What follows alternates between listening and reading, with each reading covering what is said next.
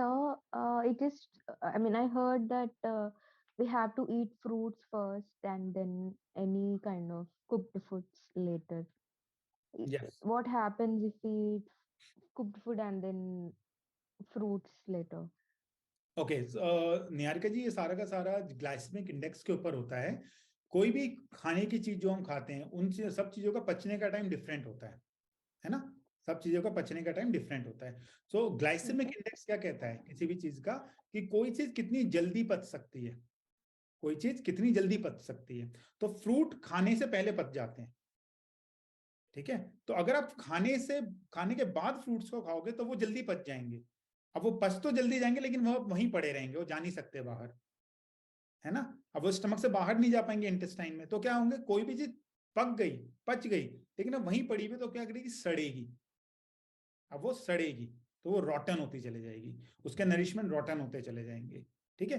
इसीलिए हमको कोई भी वो चीज जिसका ग्लाइसेमिक इंडेक्स या फिर जिसकी जो जल्दी पच जाती है उसको बाद में नहीं खाना चाहिए। जो जल्दी पच जाती है चीजें उसे हमें पहले खाना चाहिए, एक सिंपल शब्दों में ये है। तो खाली फ्रूट ही नहीं, कुछ भी चीज। इसीलिए मीठे को नमकीन या फिर उनके बाद नहीं खाना चाहिए, है ना। मसाला नमकीन इनके बाद मीठा नहीं खाना चाहिए, क्योंकि मीठा जल्दी पच जाता है और नमकीन मसाला वाला चीजें देर में पचती हैं। तो अगर आपको खाना ही है मीठा तो मीठे को पहले खाइए ताकि वो पच के निकल जाए। फिर दूसरा आ रहा है, क्योंकि वो पीछे फंस जाएगा चेन में। अगर पीछे फंस गया तो फिर निकल नहीं पाएगा, निकल नहीं पाएगा तो उसका नरिशमेंट खराब होता चला जाएगा, इसीलिए, ठीक है। और ये रसाज हैं, ये रसा, आप मधुर रसा की अभी बात कर रहे हो, खाली फ्रूट ही नहीं, जितने ही मधुर रसाज हैं वो पहले लिए जाते हैं, ठीक है। And so you said that legs upon the wall can be done even after eating food. सिर्फ So वज्रासन और लेग्स ऑन द वॉल, ये दो आसन है जो आप खाने के बाद भी आप कर सकते हो। immediately or हाँ, इमीडिएटली, बिल्कुल, कोई दिक्कत नहीं। okay, okay. ओके, यस वर्षा जी। यस सर, कोई लोगों की टेंडेंसी होती है खाना खाने के बाद, चाहे वो स्पाइसी हो ना हो, वो खाना ऊपर ऊपर आता है, ऐसे एसिडिक इसोफेगस से ऐसे कुछ आवाज करते हैं, फिर बाद में वो सेटल हो जाता है। But every time they eat they feel like same thing. So उसका रीजन क्या है, सॉल्यूशन क्या है? वर्षा जी, उसका रीजन ये है कि उनको स्टमक एसिड ज्यादा है बॉडी में, ठीक है। और उसके साथ साथ उन्होंने खाना भी ज्यादा खा लिया है कैपेसिटी से, और उसके साथ उन्होंने खाना एसिडिक वाला खा लिया है। जैसा उनका बॉडी टाइप वैसा खाना, उस वजह से उनको ये होता है। उस वजह से क्या होता है, फिर ईसोफेगस का जो स्पिंस्टर है उसको वो खोलते हुए खाना बाहर आ जाता है, अदरवाइज खाना ऊपर नहीं आ सकता। जो मैंने ईसोफेगस आपको दिखाया था ना अभी, एक मिनट रुको, ये देखो, ये ईसोफेगस है, ठीक है। ये ईसोफेगस है तो यहाँ पे एक स्पिंस्टर होता है, दैट मीन्स की वॉल्व, ठीक है, जिसमें से खाना इधर जाएगा, वापस नहीं आएगा।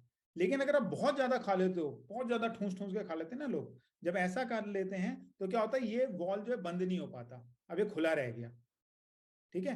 और या फिर ये किन लोगों के साथ होता है, जिनको नॉर्मली आदत बहुत ज्यादा खाने की है हर बारी, अब उन्होंने क्या कर लिया है, अपने ईसोफेगस के वॉल को लीक कर दिया है, लीक कर दिया है, ठीक है। अब एक चीज कोई लीक हो जाएगी, जैसे आपके पास कोई डब्बा पड़ा है उसका ढक्कन लीक है, तो क्या होगा, उसमें से चीजें बाहर गिरेंगी ना, अगर लिक्विड है तो ऐसे अगर स्पिंस्टर लीक है तो क्या होगा, जब भी आप खाना खाओगे उसके अंदर कोई मूवमेंट होगा तो ऊपर को आएगा, तो वो खट्टी डकारे हैं वो सब होना उनको आता है, ठीक है। जिनकी रोज की खाने की हैबिट ऐसी होगी जिसकी वजह से उन्होंने ना अपने अपनी स्टमक लाइनिंग को, अपने इसोफेगस को, अपने स्पिंस्टर को बहुत ज्यादा वाइड कर दिया है, अब वो लूज हो गया है। चाहे फिर अभी वो कम कम खाना खाते हो, कम एसिडिक भी खाते हो, फिर भी दे हैव दैट हैबिट हमेशा, एंड देन वो बाद में सेटल होता है। बाद में सेट, सो इसके लिए सॉल्यूशन क्या? Right eating healthy, right eating habits, कम खाना ही शुरू करो, धीरे धीरे वो सेट हो जाएंगी वापस, है ना, धीरे धीरे वापस सेट होना शुरू हो जाएंगी। राइट खाओ, कम खाओ, बस, है ना। इट विल टेक टाइम, अभी उन्होंने बहुत टाइम लगा के तो उसको बढ़ाया है, थोड़ा टाइम लगा के उसको करना पड़ेगा, राइट। यस सुचि जी। नमस्ते एवरीवन, नमस्ते गौरव जी, बहुत दिनों बाद, बहुत अच्छा लग रहा है। नमस्कार, नमस्कार सुचि जी। ये रीजन शायद वो खट्टे डकार का, I have this issue, but lately अभी कम हो गया है। वो रीजन था, एक तो सही टाइम पे खाना, मतलब आप अगर कोई मसालेदार चीज खा रहे हो तो अगर आप उसको 6 बजे या 7 बजे खाते हो तो आपको वो रिएक्शन नहीं होता, लेकिन आप रात के 11 बजे खाते हो तो आपको रिएक्ट करता है। तो सही टाइम पे अगर रात के चीजें खा 11 लेते बजे तक करना ही चाहिए उसको रिएक्ट। बॉडी कह रही है इसे क्यों दे दिया आपने मुझे, इस समय अब तो सोने का टाइम है, ऑलरेडी सो जाना है। तो ये एक चीज मैंने ऑब्जर्व किया है फिलहाल। lately I'm practicing for myself now, not taking any classes. I'm in Nigeria. I've started working and also I've started avoiding रात का खाना. तो जितना हो सके मैं दोपहर को ब्रेकफास्ट करने के बाद दोपहर को 2 बजे तक I eat food, and after that I'm only on liquid, that is water or some kind of fresh juices. Okay. तो मेरे स्टमक को ये बहुत अच्छा कर रहा है, तो मुझे एक्सरसाइज करने में भी तकलीफ नहीं होती है, और काफी सारे जो बर्ब्स आते थे सर, आपको मैंने बहुत पहले कंप्लेन किया था कि हमने आयुर्वेदा किया था तब, राइट वगैरह बहुत ज्यादा कम हो गया है मुझे, तो ये मैंने भी रियलाइज किया। ठीक है, फॉलो कर रहे हो आप लोग, जो जैसे साजिता जी, वर्षा जी, सुचि जी, आपने आयुर्वेदा किया था, फॉलो कर रहे हो सारी की सारी? ये कभी कभी किसी को ज्ञान भी दे देते ना, तो ऐसा लगता है क्यों दिया, बिकॉज सम पीपल कभी कभी निकल जाता है, for example in my office, I've started working in Nigeria. It's just 6 months now. So people tend to eat fruits after having their meal. मीठा बाद में खाते हैं, तो मैं सोचती हूँ मैं बोलूँ या ना बोलूँ, इनको पता नहीं क्या होगा कि उनकी प्रैक्टिस चले जा रही है, बट जो सुनते हैं वो मैं बोलती हूँ उनको कि दिस इज द रीजन, जैसे कि फ्रूट जल्दी पच जाते हैं तो वो सड़ जाते हैं तो रह जाता है, उनको जल्दी एग्जिट होना चाहिए तो पहले खाना चाहिए। So थोड़ा थोड़ा I give knowledge to those who wants to take it, take, but the other people, someone told me अभी नी में प्रॉब्लम है, ऐसे सर आप भागिए मत, आपको तो नी में प्रॉब्लम है तो आपको रनिंग जॉगिंग नहीं करना चाहिए, you should be doing आसन। अरे सुची, ये सब योगा वोगा करना आलसी लोगों का काम है। अभी अच्छा नहीं लग रहा था सुन के, but that would have become a debatable topic, so छोड़ दिया मैंने। Then वो वाइज वाली बात है ना, एक कि you should never argue with the fool. Absolutely. तो बस अच्छा लग रहा मुझे सर सबको देख के, Sajita ji and everyone, seeing you after a long time. So I'm in Nigeria, so I can only attend these small sessions. So मैं रिक्वेस्ट करूंगी आप ऐसे सेशंस प्लीज रखा करिए। अब मैं ऐसे स्मॉल सेशंस काफी चीजों में करने वाला हूँ, चाहे हेल्थ रिलेटेड, वो योगा, आयुर्वेदा, चाहे डाइट हो, कुछ भी हो, मतलब वो मैं देखते हुए ना जो कॉमन जो इश्यूज चल रहे हैं अभी दुनिया में, मैं उसे लेके कर रहा हूँ। मैं समझ सकता हूँ 1.5-2 घंटे में शायद हम भूल जाते हैं ना, 6 महीने 1 साल की हुई चीजें वो रिआइट्रेट होता है, keeps on hammering our mind, okay we forgot, तो ये रिआइट्रेट हर 15 दिन में 1 महीने में होते रहेगा छोटे सेशंस, तो otherwise I'm not teaching now, I'm only doing, I've started it since last few weeks, I would say, not a month also. So मैंने कुछ भी हो जाए, काम हो जाए, सुबह उठ के आधे घंटे तो मुझे minimum 30 minutes I have to dedicate to myself, so I've started doing it. Let's see how long it will last again with this work pressure.